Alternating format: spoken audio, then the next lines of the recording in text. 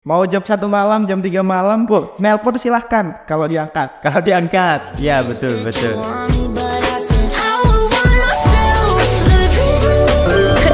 Dia tadi and be connected bersama saya Muhammad Kenny Caniago di episode ketiga podcast Connect Talk Himat RKJ. Kali ini kita sudah kedatangan dua tamu spesial kita kali ini. Mungkin Mas Mbak perkenalkan diri terlebih dahulu. Halo sobat-sobat TRKJ, saya Muhammad Ramdini, Ketua Umum Dewan Perwakilan Mahasiswa periode 2024-2025. Halo Sobat Haditula, perkenalkan nama saya Rafina Putri, biasa dipanggil Rafina. Saya berasal dari Prodi D3 Aplikasi semester 2 yang dijabat sebagai Wakil Ketua Dewan Perwakilan Mahasiswa periode 2020. Karena tadi kita sudah berkenalan dengan orang-orangnya, mari kita kenalan juga nih, kira-kira apa sih DPM itu dan fungsi yang ada di kampus? Jadi DPM itu adalah singkatan dari Dewan Perwakilan Mahasiswa, yang mana salah satu tugas utamanya di kampus kita sendiri ada tiga. Mas Kenny. Iya. Ada tiga, yaitu advokasi, legislasi, dan pengawasan. Itu adalah tugas utama. Dan di DPM sendiri ada 4 komisi saat ini. Yang pertama ada komisi advokasi tadi, kemudian legislasi, pengawasan, dan ada komisi terbaru yang ada di periode ini, yaitu komisi 4 Humas dan Kelembagaan. Nah, untuk tugas-tugasnya sendiri, semua ini saling berkesinambungan, ibaratnya saling tolong menolong. Nggak bisa hanya ada satu komisi, jadi semuanya ini saling melengkapi seperti itu. Dari komisi advokasi, komisi legislasi, pengawasan. Nah, legislasi ini mereka yang bikin peraturan, perundang-undangan, kayak kemarin kita udah mengadakan kongres kan. Nah, itu yang mengkaji biasanya dari komisi legislasi. Kemudian advokasi. Komisi advokasi ini tugasnya seperti yang sudah lalu, yaitu memperjuangkan aspirasi mahasiswa, suara-suara mahasiswa agar bisa bisa direalisasikan seperti itu. Kemudian komisi pengawasan. Komisi pengawasan sendiri salah satu tugasnya yaitu mengawasi, seperti namanya mengawasi. Nah, tugas dari mengawasi ini tidak hanya kita sekadar datang dan melihat saja sebenarnya, tapi di sana ketika kita melakukan pengawasan, kita menilai bagaimana kualitas atau pekerjaan dari suatu ormawa, apakah sudah sesuai dengan prosedur yang telah berlaku, sesuai dengan acuan kita, buku KBM, seperti itu.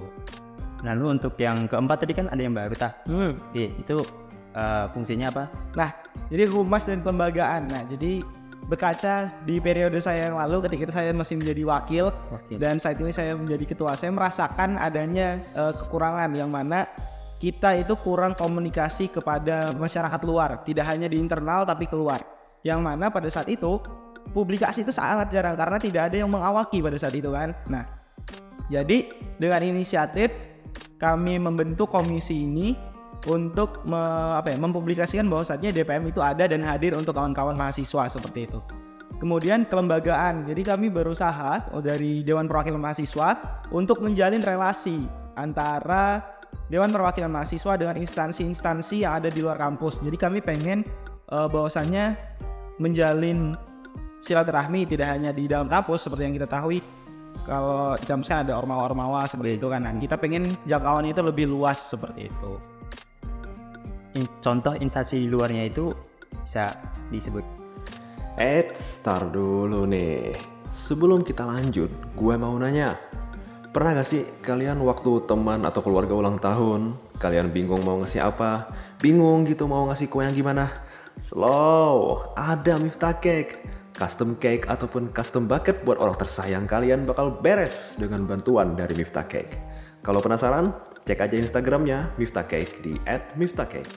Alright, back to that. Bisa instansi pemerintahan karena tidak bisa dipungkiri memang kita memerlukan adanya sokongan dari luar. Misal saya dari Dewan Perwakilan Mahasiswa ingin untuk dilibatkan dalam rapat paripurna DPR. Nah, jadi itu kan menunjukkan bahwasannya mahasiswa melalui Dewan Perwakilan Mahasiswa berkontribusi untuk memberikan aspirasi-aspirasi mahasiswa tidak hanya di lingkup kampus tapi di lingkup kita bermasyarakat seperti itu. Langsung terjun ke bermasyarakatnya. Nah, harapannya seperti itu. Untuk saat ini sudah bisa atau belum? Saat ini masih kami realisasikan karena ini kan kami baru sekitar 3 bulan dan kemarin juga sekitar sebulan, kita juga libur kan. Nah, kami memiliki kedisiplinan prinsip. Nah, prinsip. Jadi kita tuh harus memberikan waktu juga untuk kawan-kawan Dewan Perwakilan Mahasiswa untuk quality time ya. Jadi nggak hanya kita terus-terusan berorganisasi, kan mereka kan juga sambil kuliah kan berorganisasi pasti capek. Punya jadi kehidupan sendiri ya. Perlulah untuk istirahat di rumah, quality time, mungkin mancing ya kan. mancing keributan gimana kan. Persiapan semester 8 gitu. Nah, itu sih. Yang terakhir mau nambahin. Itu betul banget kata Kak Devi, yang dimana di Dewan Perwakilan Mahasiswa punya prinsip memberikan tugas seperti layaknya anggota, tetapi tidak menekan pada anggota sendiri. Jadi di Dewan Perwakilan Mahasiswa itu nggak di pressure gitu Pak untuk tugas-tugas. Jadi kami juga punya prinsip kepada anggota-anggota kami untuk bisa take rest, atau bahkan emang kalau misalkan waktunya istirahat kita ya istirahat, atau bahkan pengen berbincang-bincang sedikit. Jadi mereka tuh nggak tertekan dan merasa bahwa masuk organisasi sebenarnya nggak seserap itu gitu lah. Jadi kami memberikan waktu kepada anggota kami kemarin. Sewajarnya aja ya? Ya, Tapi tetap dengan sesuai koridor-koridor yang ada. Jadi kayak kami tuh pengen membangun bahwasannya di dalam organisasi ini tidak menjadi organisasi yang toksik, kan ada kan organisasi yang toksik. Jadi entah nanti ditekan lah, nggak selesai, ini harus ada konsekuensinya. Nggak ibaratnya membuat buruk citra organisasi kan gitu. Jadinya orang-orang jadinya ragu untuk daftar organisasi. Nah, kita tidak ingin seperti itu. Jadi kita pengen bangun organisasi yang memang benar-benar kondusif seperti itu, nyaman, bahkan kalau bisa benar-benar merekatkan kekeluargaannya. Sehingga apabila ini misalnya jabatan saya berakhir, ya nggak berakhir juga silaturahmi yang sudah terjalin itu. Oh, tetap bersilaturahmi harus sebagai alumni gitu ya? Ya, alumni sih, dimisioner Jadi saya lupa. Nah, dulu deh kayaknya. puasa. Oke, di sini ada beberapa skrip yang mana ini seperti pertanyaan-pertanyaan gitu. Cuman saya nggak pengen nih kalau kita semacam tanya jawab aja. Kayak mungkin cermat aja gitu. Makin ngeri dong. Nah, di sini ada bagaimana DPM dan Wakil DPM berencana untuk meningkatkan partisipasi mahasiswa dalam kegiatan kemahasiswaan di kampus. Jadi supaya mahasiswanya itu lebih produktif dan juga mereka itu lebih lebih semangat lah dalam berorganisasi. Itu ada nggak sih?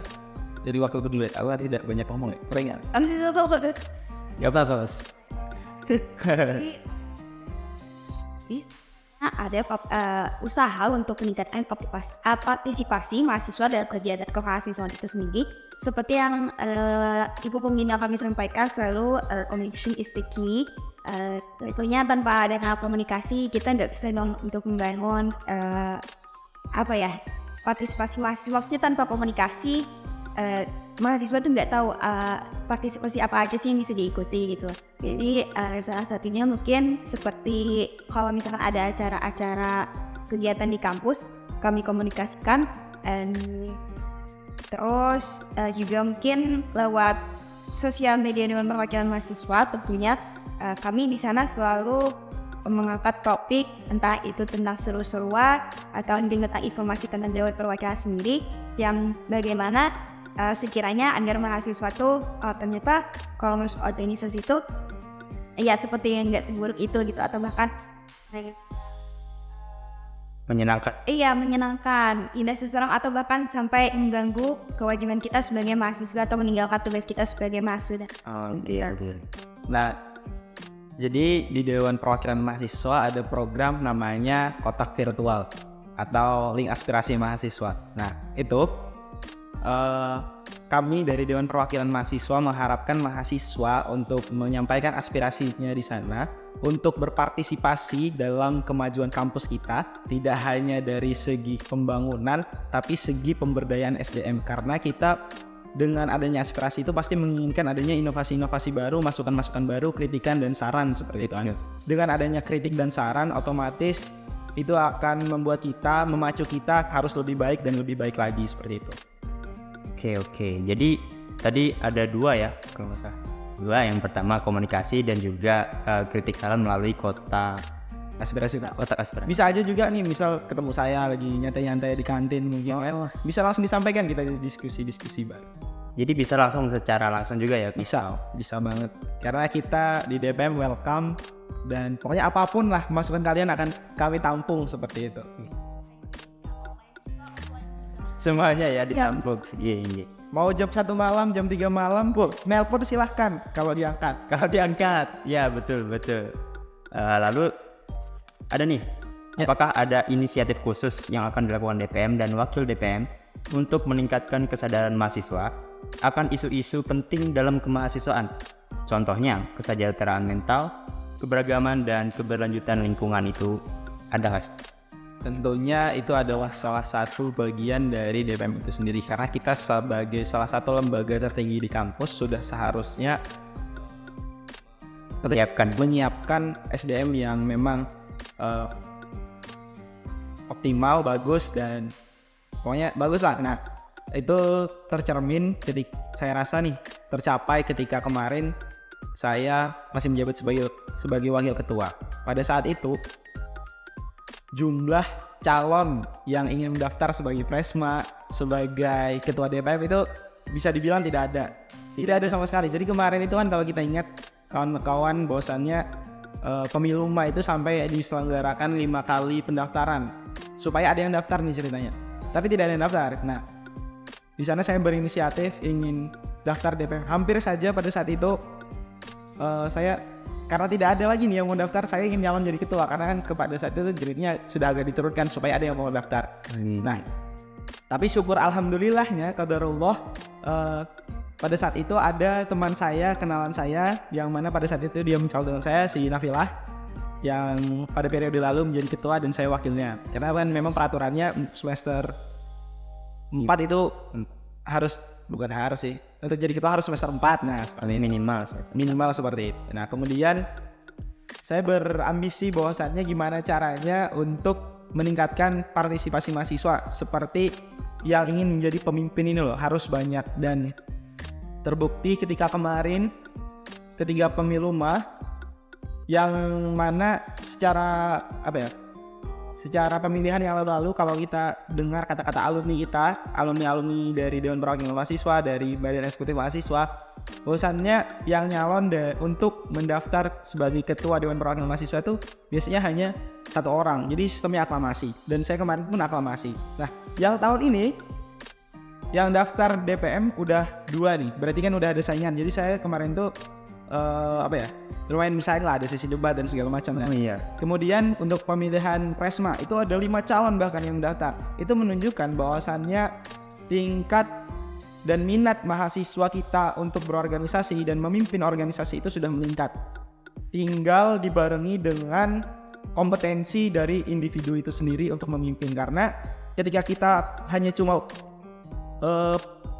memiliki kemampuan untuk memimpin, tapi tidak dibarengi dengan kemampuan secara intelektual, secara disiplin dan segala macamnya, tetek bengeknya, ya maka akan percuma seperti itu kan. Nah, jadi diharapkan ketika sudah banyak yang berminat di organisasi, tapi juga dibarengi dengan kompetensi-kompetensi yang ada di individunya, seperti itu. Jadi bukan cuma niat, tapi harus ada kompetensi lainnya. Ya harus, karena kalau kita menjadi pemimpin kan ada orang yang dipimpin nih.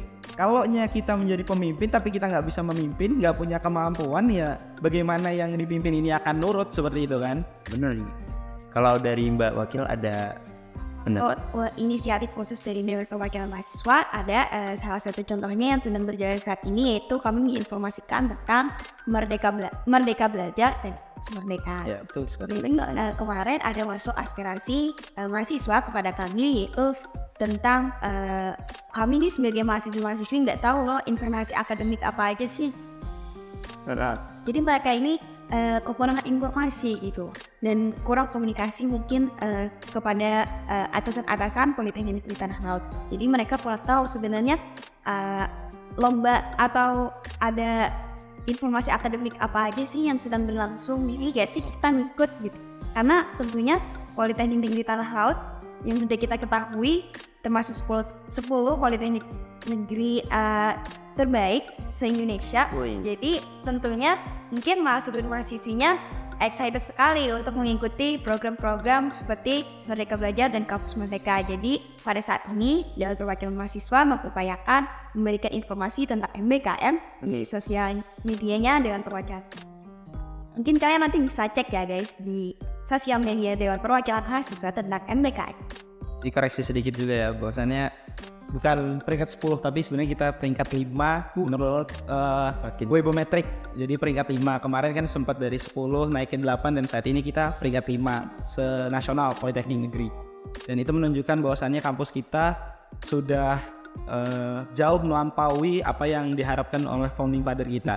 Nah kemarin seperti yang disampaikan Rafina, kita setelah mendapatkan aspirasi tersebut langsung audiensi dan berdiskusi dengan Wadir 1 bidang akademik. Di sana kita menyampaikan aspirasi mahasiswa mengenai MBKM dan kita menyatakan dan menyampaikan bahwasannya Dewan Perwakilan Mahasiswa untuk ketersediaannya sebagai fasilitator dan seminimalnya untuk mempromosikan dan menjelaskan apa itu tentang MBKM, Merdeka Belajar Kampus Merdeka. Jadi informasinya itu terbuka untuk umum karena salah satu yang membuat statistik kita naik, peringkat atau ranking kampus kita naik ya salah satunya dari MBKM. Semakin banyaknya mahasiswa yang mengikuti program Merdeka Belajar, maka kampus kita akan semakin bagus seperti itu. Nah harapannya wabil khusus diri saya untuk ke depan akan semakin aktif untuk mengikuti program-program yang ada. Amin. Nah, di sini ada lagi bagaimana DPM dan Wakil DPM berencana untuk mengukur dan mengevaluasi efektivitas program-program kemahasiswaan yang mereka usulkan atau jalankan. Wow, wait a minute. Sebelum podcastnya lanjut, kita mau ngasih tahu sesuatu dulu nih guys. Nasi cokot sensasi rasa. Ada 2 pilihan nih. Ada rasa ayam suwir kecap sama ayam suwir pedas manis. 5.000-an doang loh. Jadi di DPM itu ada namanya rapat per tribulan. Di sana ormawa-ormawa akan menyampaikan program-program kerjanya yang mana itu akan dievaluasi oleh Dewan Perwakilan Mahasiswa melalui Komisi 3 yaitu Komisi Pengawasan. Nah, dalam evaluasi tersebut tidak hanya sekedar penyampaian program kerja, tapi juga dibarengi dengan masukan-masukan serta saran dan solusi tentunya. Nah, kemudian ada salah satu yang kemarin sempat saya wacanakan, bahwasannya kita akan memberikan reward untuk organisasi-organisasi kemahasiswaan yang memang benar-benar aktif seperti itu. Jadi seperti piala bergilir. Nah, harapannya dengan adanya itu mahasiswa melalui organisasi-organisasinya akan terpacu dan lebih aktif lagi dalam berorganisasi tanpa mengesampingkan nilai-nilai akademik yang ada. Dari Mbak, Oke, bagaimana caranya untuk mengukur dan mengevaluasi? Tentunya seperti kita ingat lagi di Dewan Perwakilan Mahasiswa ada komisi pengawasan yang dimana memang tugasnya untuk mengawasi seluruh UKM dan ormawa, tapi juga mungkin mereka akan collaboration dengan komisi legislasi yang dimana legislasi tadi dimana mereka tuh mengolah, mengatur dan juga meneliti apakah organisasi yang ada di kampus ini sudah sesuai dengan keluarga besar mahasiswa yang sudah kita laksanakan di Kongres ke-14 kemarin. Jadi mungkin untuk pelaksanaannya mereka melalui komisi legislasi dan juga pengawasan. Jadi ada 2 ya cara menunya itu. Pertama melalui rapat triwulan dan juga diawasi oleh komisi legislasi. Jadi biasanya kalau ada kegiatan-kegiatan ormawa terus dari komisi pengawasan datang, nah itu lagi menilai itu. Oh itu lagi menilai. Patroli ya? Ya patroli. Di sini ada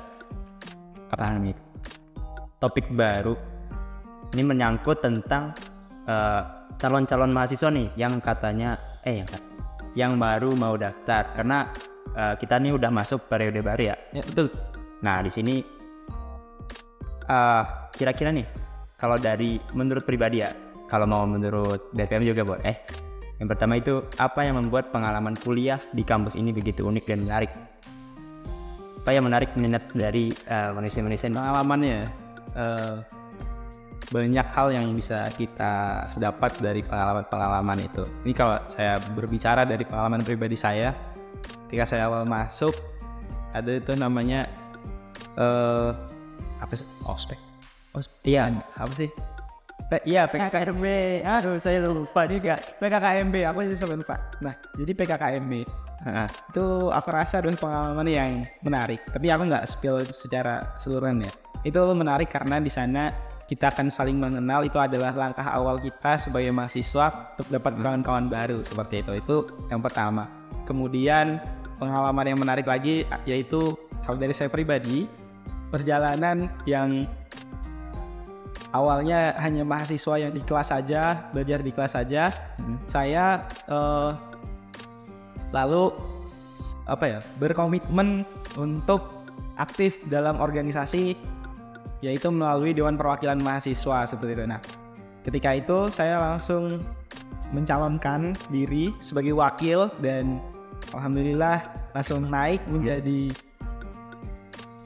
ketua dan wakil ketua DPM. Pada saat itu masih wakil karena masih semester 1 ya, semester 2. Nah, kemudian pada pencalonan yang berikutnya saya mencalon lagi dengan paslon saya, mencalon lagi dan alhamdulillah terpilih. Dan sampai saat ini kami berupaya untuk menjalankan program-program itu, dan itulah pengalaman saya yang berupaya sebaik mungkin tanpa menghilangkan nilai akademik saya yang sudah saya rasa cukup bagus. Terus tuh. Dari spesial dan aku sendiri, pengalaman yang sangat menarik di Politeknik Negeri Tanah Laut. For your information guys, sebenarnya aku bukan asli orang Tanah Laut. Jadi ini first time nih maksudnya tinggal dan menetap di Tanah Laut. Goalnya di mana ya? Apa ya? Jauh juga ya. Jadi waktu ya betul banget kata Kak Denny, PKKMB adalah sebuah momen yang sangat amat luar biasa bagi calon mahasiswa baru, tentunya yang dimana aku sebagai orang luar dari Tanah Laut bisa mengenal, oh ternyata teman-teman dari mulai hari ini banyak, terus juga mereka ramah-ramah, terus juga aku dapat relasi baru karena beda sekolah asal dengan sekolah yang baru gitu. Jadi otomatis kan teman-temannya berubah, juga cuma dari sekolah aku saja, tetapi juga teman-teman dari sekolah yang lain. Kan dari luar. Ya bahkan dari luar sendiri. Terus pengalaman selama ini juga sangat amat luar biasa, yang dimana menurut aku awalnya memang niatnya itu semester 1 pengennya sih gak terlalu aktif-aktif banget gitu Kak. Sudah punya planning bahwa sepertinya fokus ke akademik saja. Tetapi waktu PKKMB karena Dewan Perwakilan Mahasiswa dan orang-orang yang lain, bahkan UKM juga mempromosikan organisasi mereka. Terus terlintaslah di pikiranmu ini kayak kayaknya pengen masuk Dewan Perwakilan Mahasiswa, dan kayaknya seru banget karena pembawaan Kak Denny dan Mbak Nafila pada saat itu menurut aku sangat amat menarik. Jadi Baik. saat itu guys kayak kayaknya masuk DPM ini seru banget gitu.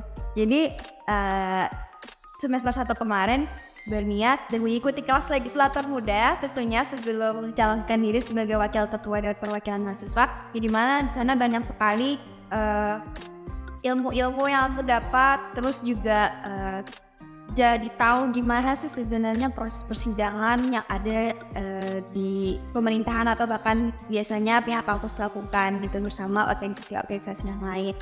Terus tentunya banyak culture shock yang aku dapatkan, tetapi culture shocknya baik.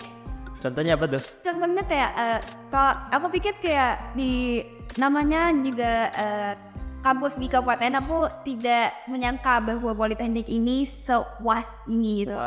Karena waktu pertama kali aku belajar di sini, itu aku dapat ruangan di gedung TO. Jadi pada saat itu aku belajar dan ketika aku lihat di jendela tuh langsung pemandangan alam gitu, yang dimana aku suka banget sama alam, jadi kayak yang belajar tuh nggak ke pressure gitu, karena aku langsung bisa kalau misalnya lagi ngekot lihat sampai cailah ada gunung,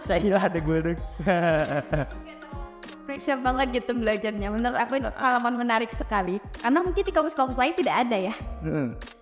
Mungkin ya. Mungkin. Untuk beasiswa sendiri nih, kira-kira ada nggak sih buat mahasiswa baru itu? Ada tentunya ada. Jadi kalau di kampus kita sendiri ada namanya Kartu Indonesia Pintar atau KIP. Nah, itu kawan-kawan bisa mendaftarkan diri. Ketika kawan-kawan nanti daftar melalui akun SNBP. Nah, tapi kawan juga harus bikin akun lagi tuh. Itu adalah akun yang berbeda seperti itu. Gimana? Ya, jadi persepsi orang kalau udah daftar SNBP ya sudah, nanti beasiswanya di sana. Enggak, kalian harus ngurus lagi, bikin akun lagi. Memang di awalnya susah, tapi nanti bakal enak kok. Yang mana UKT dibayarin sama pemerintah, terus dapat uang uang hidup, uang biaya hidup. Nah, tapi sekarang dia ada terbagi. Jadi ada beberapa mahasiswa yang cuma dapat kuliah gratis atau pembiayaan UKT, tapi ada juga yang dapat plus dengan biaya hidup seperti itu. Terbagi jadi 2 gitu ya? Ya, terbagi menjadi 2. Itu berdasarkan apa ya kalau tahu? Nah, jadi yang pertama kalau mau daftar itu yang pertama dari segi penghasilan orang tua, segi kerjaan orang tua yang bisa mendaftar. Karena itu kan untuk Yang kurang mampu ya? kalangan menengah ke bawah ya.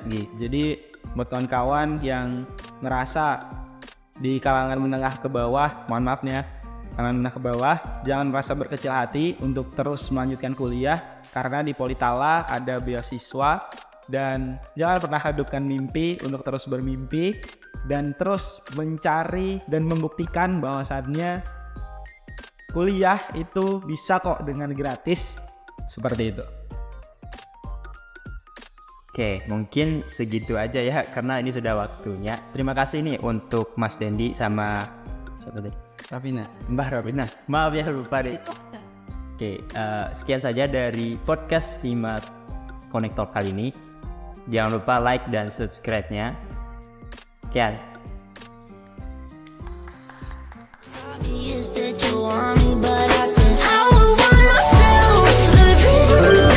Get ready and be connected.